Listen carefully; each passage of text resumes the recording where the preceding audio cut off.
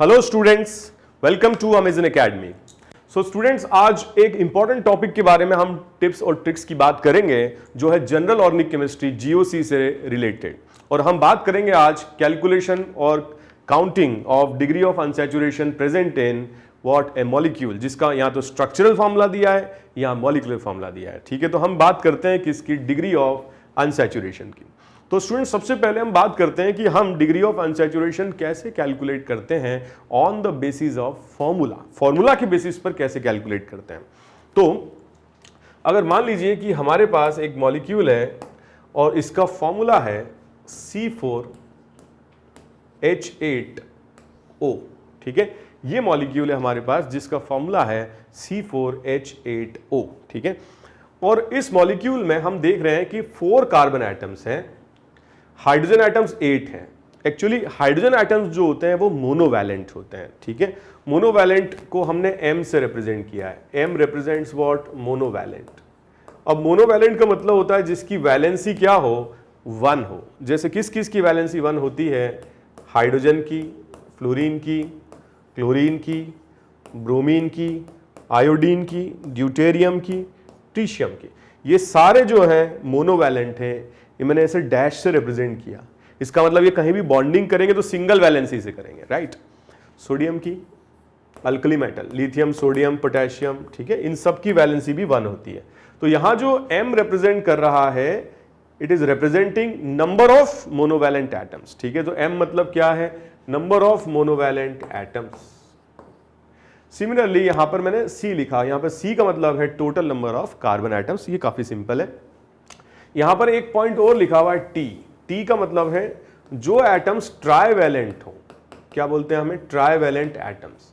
सो trivalent atoms का मतलब होता है जिनकी वैलेंसी क्या हो, 3 हो। जैसे फॉर एग्जांपल हम बात करें नाइट्रोजन की, फॉस्फोरस की, ये ट्राइवैलेंट एटम्स हैं। ठीक है, बोरॉन की, एल्यूमिनियम की, ये भी 3 वैलेंसी शो करते हैं। ठीक है, आप जानते ही हो नाइट्रोजन का स्ट्रक्चर अमोनिया। जब भी नाइट्रोजन दिमाग में आता है सबसे पहले अमोनिया दिमाग में आता है। तो इसकी 3 वैलेंसी है। ठीक है, 3 तरफ से क्या होगा, जुड़ सकता है, 3 बॉन्ड्स, ये सिग्मा बॉन्ड्स बना सकता है। बोरॉन का जब भी दिमाग में नाम आता है या एल्यूमिनियम का आता है तो क्या याद आता है, AlCl3। तो आप देख रहे हो इसकी भी 3 वैलेंसी है। तो इस फॉर्मूले में M मतलब है मोनोवैलेंट एटम्स, T मतलब है ट्राइवैलेंट एटम्स और C मतलब है नंबर ऑफ कार्बन एटम्स। तो सबसे पहले ये समझे। अब कुछ बच्चे सोच रहे होंगे सर डाइवैलेंट का क्या करें, तो डाइवैलेंट को हमें इसमें देखने की जरूरत नहीं है, राइट। तो अब आपने क्या किया, एक कंपाउंड था हमारे पास C4H8O। ठीक है, हमने कंपाउंड लिया था C4H8O। तो यहां पर नंबर ऑफ कार्बन एटम्स कितने हो गए, 4। नंबर ऑफ मोनोवैलेंट कितने हो गए, 8। और डाइवैलेंट एटम है ऑक्सीजन, तो उसको हमें काउंट करने की जरूरत नहीं है। तो फॉर्मूले के बेसिस पर हम इसमें डिग्री ऑफ अनसैचुरेशन निकाल सकते हैं, half into 2 times of carbon, that is 2 times of 4 plus 2 minus monovalent atom, total कितने हैं, 8 है। और ट्राइवैलेंट इसमें कुछ नहीं है, oxygen is a divalent atom, तो उसको छोड़ दें हम। तो यहां से हमें समझ में आएगा कि इसकी जो वैल्यू आ रही है ये 1 आ रही है। तो स्टूडेंट, इस फॉर्मूले से हमने कंक्लूड किया कि डिग्री ऑफ अनसैचुरेशन, या इसको अपन ऐसे लिखते हैं DU। ठीक है, डिग्री ऑफ अनसैचुरेशन इस मॉलिक्यूल में 1 है।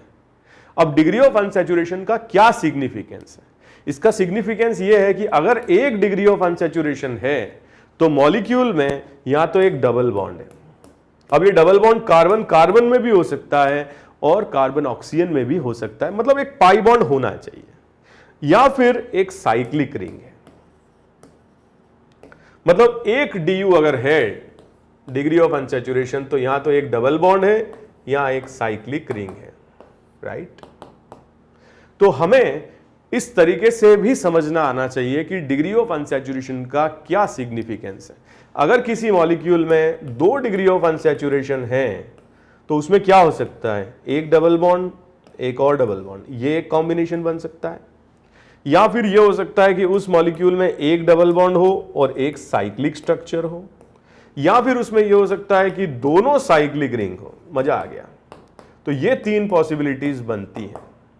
ठीक है, तो डी निकालने के लिए या तो अगर फॉर्मूला दिया है तो हम फॉर्मूले के बेसिस पर, ठीक है, या स्ट्रक्चरल फॉर्मूला दिया है तो हम ऐसे कैलकुलेट कर सकते हैं।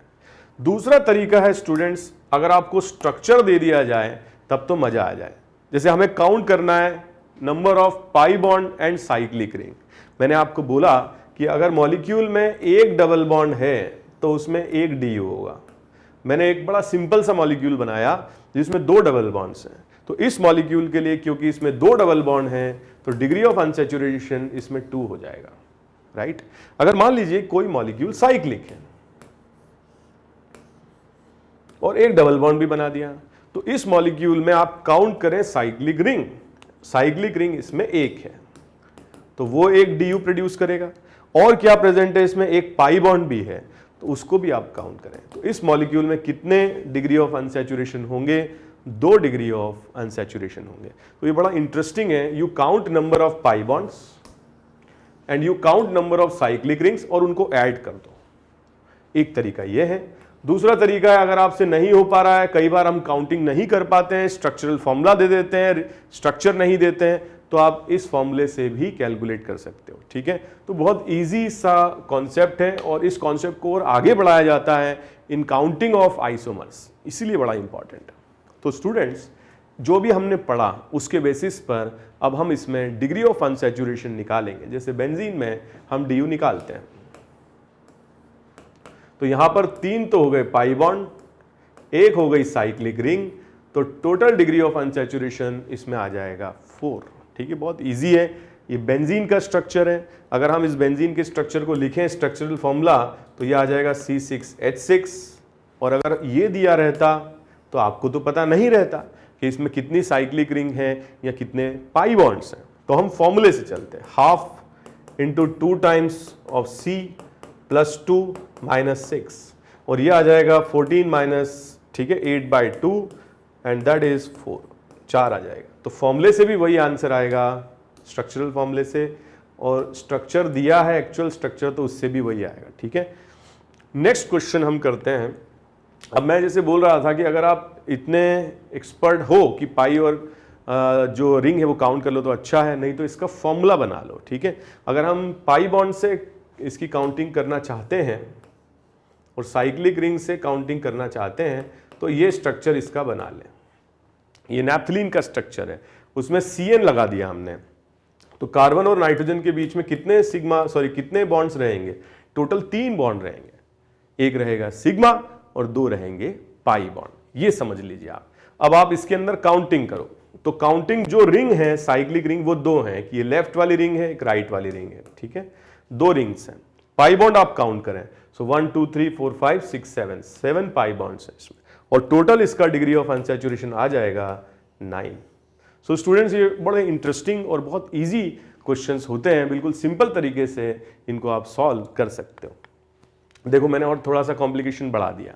अब मैं इसकी रिंग काउंट करूंगा DU निकालने के लिए, तो 1 2 3 4 रिंग्स, 4 रिंग्स आपको सीधी सीधी दिख गई इसमें, ठीक है।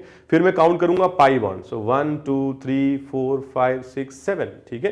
तो टोटल 7 पाई बॉन्ड्स तो आ गए, कार्बन कार्बन पाई बॉन्ड। अब स्टूडेंट्स गलती करते हैं वो ये करते हैं कि ये कार्बोक्सिलिक ग्रुप को या फंक्शनल ग्रुप को थोड़ा इग्नोर कर देते हैं, भूल जाते हैं, तो ऐसे केस में बड़ी मिस्टेक हो जाती है। तो COH को आप थोड़ा समझें, कार्बोक्सिलिक एसिड ये इसका नाम है और इसका स्ट्रक्चर कुछ ऐसा रहता है, और इस स्ट्रक्चर में आप देखोगे तो कार्बन और ऑक्सीजन के बीच में एक पाई बॉन्ड है, और उस पाई बॉन्ड को भी स्टूडेंट जरूर काउंट करिए, ठीक है। तो टोटल इसमें डिग्री ऑफ अनसैचुरेशन आ जाएगा 12, ठीक है, 12 इसका डिग्री ऑफ अनसैचुरेशन होगा। बड़ा इंटरेस्टिंग क्वेश्चन है। 4 साइक्लिक रिंग है, ठीक है, 7 कार्बन कार्बन पाई बॉन्ड्स हैं और 1 कार्बन ऑक्सीजन पाई बॉन्ड है, राइट। तो बड़ा इंटरेस्टिंग है और बहुत ईजी भी है।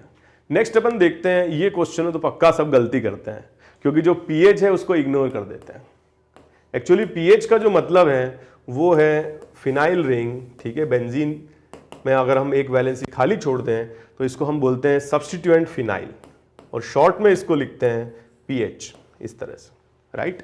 तो इसमें तो अपने आप में 4 डिग्री ऑफ अनसैचुरेशन तो खुद ही आ गया, मतलब इसमें 4 डिग्री ऑफ अनसैचुरेशन खुद ही आ गया, एक साइक्लिक की वजह से और 3 कार्बन कार्बन पाई बॉन्ड की वजह से। एक डबल बॉन्ड मुझे यहां दिखाई दे रहा है, तो एक DU ये प्रोड्यूस करेगा और एक एल्डिहाइडिक ग्रुप यहां पर है, तो जो बेटा एल्डिहाइडिक ग्रुप है उसमें को आप थोड़ा ढंग से समझें, उसको स्ट्रक्चर बना के देखें, एंड यू विल फाइंड कि there is a carbon oxygen pi bond, carbon oxygen के बीच में पाई बॉन्ड, तो एक इसको ले लें। So the total answer for degree of unsaturation for this particular structure is 6। 6 answer इसका आ जाएगा, राइट। तो एक CHO की वजह से, एक कार्बन कार्बन पाई बॉन्ड की वजह से, और 4 आ जाएगा बेंजीन रिंग की वजह से, राइट। नेक्स्ट देखते हैं। अब देखो ये बहुत सिंपल हो गया, क्योंकि ये pH वाली बात तो हमने कर ही ली। मतलब pH में क्या है, एक बेंजीन रिंग है और वो कनेक्टेड है एक और बेंजीन रिंग से, और इनके बीच में क्या है, पाई बॉन्ड से, लाइक दिस। तो बड़ा सिंपल हो गया। 4du यहां आ जाएगा, 4du यहां आ जाएगा, टोटल du कितना हो जाएगा इसका, 8 हो जाएगा, राइट। ठीक है, 2 साइक्लिक रिंग्स हैं और 6 पाई बॉन्ड्स हैं इसमें, carbon carbon pi bonds, right. तो टोटल आंसर हो जाएगा 8।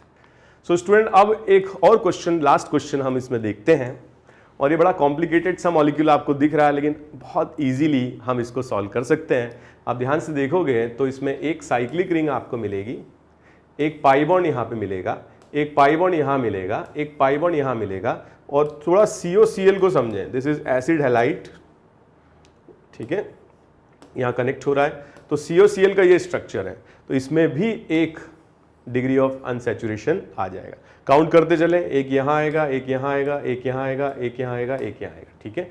So total degree of unsaturation will be 5, ठीक है। 5 DU इसका डिग्री ऑफ अनसैचुरेशन इसका हमें मिलेगा, ठीक है। 1 2 3 इनफैक्ट C डबल बॉन्ड और C डबल बॉन्ड, और यहाँ पे भी C डबल बॉन्ड हो, तो 3 DU तो आपका CO पाई बॉन्ड से आ गया, एक कार्बन कार्बन पाई बॉन्ड से आ गया, और एक साइक्लिक रिंग से आ गया। So students, this type of questions are very very simple, काफ़ी आसानी से आप इनको सॉल्व कर सकते हैं। Okay students, so happy learning, thank you very much, bye bye.